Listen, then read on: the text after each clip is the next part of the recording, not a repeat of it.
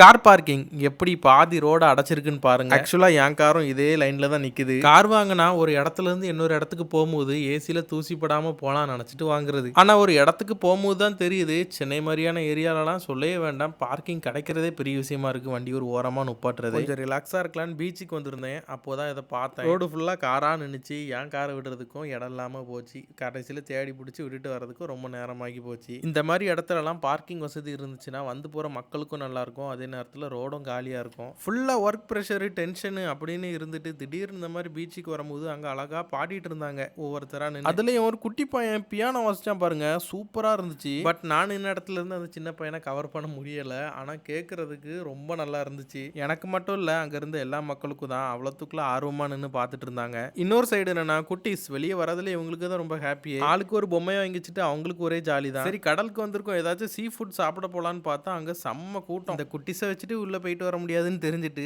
அப்படியே வீட்டுக்கு கிளம்பியாச்சு. பட் பரவாயில்ல, நல்லாவே நேரம் போச்சு. அது மட்டும் இல்லாமல் லாஸ்ட்டில் வான வேடிக்கையெல்லாம் போட்டுட்டு இருந்தாங்க ஒரு சைடில். அதுவும் பார்க்கறதுக்கு நல்லா இருந்துச்சு. என்ன கொஞ்சம் தூரமாக இருந்தேன், பார்த்துட்டு அப்படியே கிளம்பியாச்சு. இந்த வீடியோ பார்க்குற நீங்கள் என்ன பண்ணுறீங்க? அப்படியே இந்த வீடியோக்கு ஒரு லைக் கொடுத்து நம்ம சேனலை சப்ஸ்கிரைப் பண்ணிக்கோங்க. அடுத்த வீடியோவில் சந்திக்கலாம்.